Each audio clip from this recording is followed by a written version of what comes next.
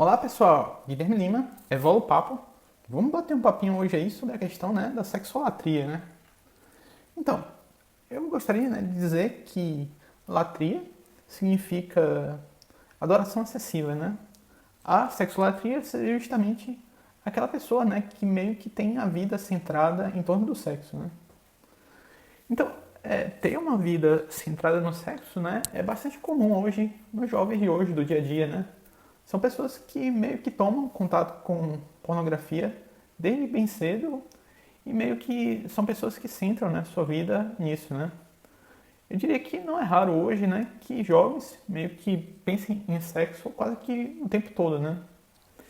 E em muita medida, eu diria que por associarem os momentos máximos de prazer, ao sexo, eu diria que boa parte dos jovens, são pessoas que não costumam ir bem, em outras áreas da vida, né? Normalmente, a pessoa ela não enxerga, que está desperdiçando a energia dela ao se conectar com muitas pessoas, através do pornô, através da própria promiscuidade dela, ou ainda é por meio da promiscuidade, de outra pessoa, de se relacionar com outra pessoa promíscua, né? E pela pessoa não ter, orgasmos qualificados, basicamente o que ocorre é que quase nunca ela está satisfeita, com a condição dela. E aí vem também, a ideia de buscar variedade para tentar fazer se excitar ainda mais, né? E geralmente é quando a quantidade, não tem aquele efeito que a própria pessoa espera, com relação à satisfação sexual, né? Eu diria que também não é raro, da pessoa muitas vezes ter orgasmos melhores, com a própria masturbação do que com uma pessoa real, né? O que pode fazer a pessoa viciar ainda mais na questão do pornô, né? E às vezes ainda, o pornô ele pode fazer, com que a pessoa desenvolva um padrão estético muito alto, em relação àquele tipo de pessoa que a pessoa consegue se relacionar na prática, né? Seja por realmente essa pessoa não ser considerada uma pessoa bonita ou por estar acima do peso, né? E aí, para essa pessoa, que desenvolveu esse padrão estético altíssimo, em função do pornô, se forçar um relacionamento com uma outra pessoa que ela não considera bonita, ou até mesmo gorda, pode ser duplamente broxante, para ela. E também tem aquela pessoa, que meio que só quer ir direto aos finalmente, sem nem conversar com outra pessoa, nada, né? E eu diria que é muito comum, eu só sinto informar que isso normalmente não vai te satisfazer mais, né?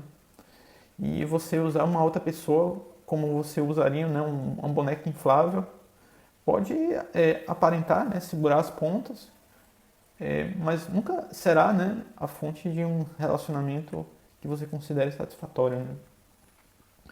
E tem também, aquelas pessoas que se tornam viciados em sexo, né? Porque o sexo, ele inunda o cérebro com substâncias viciantes, ao realizar o ato sexual ou através da própria masturbação, né? E só a título de ilustração, do quanto o sexo pode ser viciante, existe uma experiência clássica em psicologia em que é implantada um eletrodo, dentro de uma parte do cérebro de um rato, uma região responsável pela produção do prazer, onde a dopamina age. E nessa jaula desse gato, desse rato, você tem uma estimulação, que é feita através de um botão, E aí o que eles verificaram?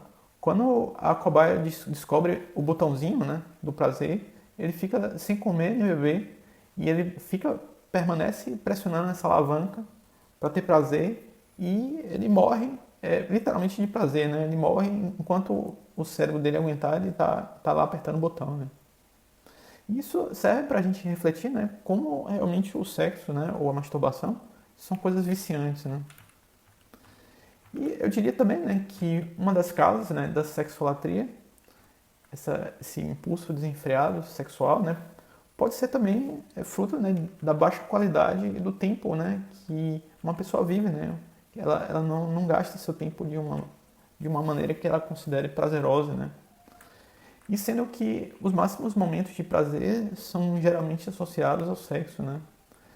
Geralmente é uma pessoa, geralmente frustrada ou com a profissão, ou com aquilo com que estuda, enfim, com qualquer outra área, né, da própria vida, né? E eu diria que muitas vezes também, né, a pessoa que é sexólatra, que idolatra o sexo, né, geralmente busca, de forma paradoxal, né, a questão da promiscuidade, né, na esperança de que a diversidade iria, né, satisfazer os desejos deles, né. E eu diria que a relação satisfação com a satisfação ela não tem relação propriamente com a quantidade, né, mas sim com a qualidade, né, do ato sexual, né. Eu diria que muita gente tem aqueles orgasmos frustrados, né, rapidinhos, uma rapidinha que não dá um prazer muito bom, né. E a dica que eu trago, né, a ideia principal que eu trago é procurar, né, manter um parceiro sério, né, que procure mais do que ter um orgasmo a cada sessão de sexo. E, eu diria que é isso aí, né. Eu também gostaria de abordar uma outra questão, né, da psicologia, né, e eu gostaria de colocar em perspectiva uma coisa que fez com que Jung divergisse de Freud, né. O Jung e o Freud foram dois pioneiros da psicologia e o Freud, basicamente, ele dizia, né, que toda pulsão ela tinha origem, né, no desejo sexual, né. E, em contraste, né, o Jung ele dizia que existem também pulsões, né, espirituais que não são propriamente sexuais, né. E, na minha visão, né, eu acho que o Jung tem mais razão nesse aspecto, né. E gostaria, né, de compartilhar uma experiência que eu tive em 3 momentos de minha vida, né. Uma delas foi durante o SCP-3, um curso de campo, né, promovido pelo IPC, Instituto Internacional de Projeciologia e Conscienciologia. E é uma experiência que basicamente todas as 3 vezes, né, que eu experimentei esse estado, e é bem difícil de descrever em palavras o que é esse estado, né? Foi um estado tão grande de completude e plena energia, como se fosse um Deus, sei lá, derramando todo o seu amor através de todos os meus veículos de manifestação, né? E era algo tão bom, que eu não teria palavras, né, para descrever nada parecido, né, com nada parecido nesse mundo material, intrafísico que a gente vive aqui, né? E eu diria também, né, relacionando com essa questão do paradigma consciencial, né, eu diria que a sexualização, né, a respeito do nu, a questão da erotização do corpo, provavelmente não é algo que decorre da biologia, né? Então, para mim fica difícil, né, pensar, né, se colocando, por exemplo, no lugar de um boi, né, que ele vai olhar, o boi vai olhar, né, o peito da vaca e aquilo vai fazer com que ele sinta tesão, né? E de certa forma a gente encontra, né, que tribos indígenas que veem, né, como algo normal os seios à mostra, né? E eu diria, né, que meio que a perversão, né, do nu presente nas sociedades modernas, né, e enxergar o nu como algo erótico, né, eu acho que isso meio que nos separa da nossa essência, né. Eu acho que eu não considero como algo fisiológico uma pessoa sentir tesão em função meramente do nu, né. E gostaria mais de relacionar esse tema, né, mais diretamente com o paradigma consciencial, né. E eu digo que não é incomum a questão da pessoa sonhar, né, sobre sexo, né.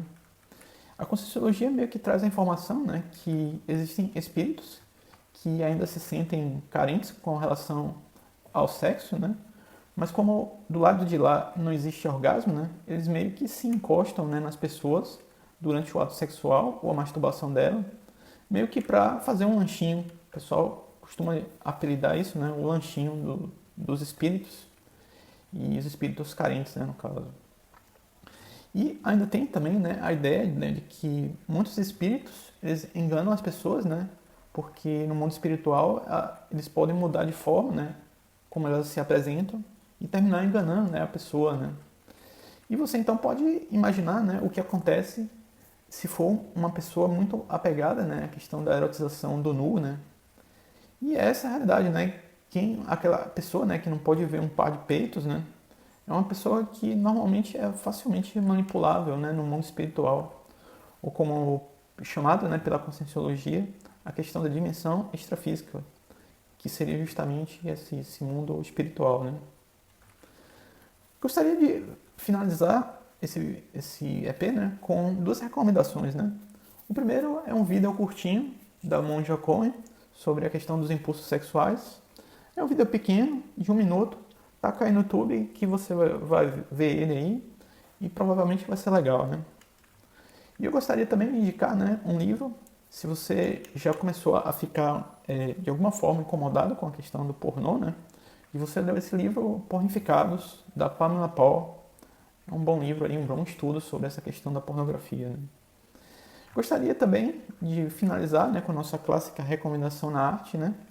De reindicar, né, o filme Beleza Americana, de 1999, que basicamente é um filme, né, que mostra, né, como é que o desejo sexual, né, pode lascar com a vida de uma pessoa, né. Então, era isso que eu tinha para dizer aí hoje para vocês. Se você curtiu, dê esse likezinho, ajuda a gente pra caramba. Se você quiser comentar embaixo, comenta. E se você quiser compartilhar e ajudar a gente, eu agradeço. Um grande abraço. Tchau, tchau.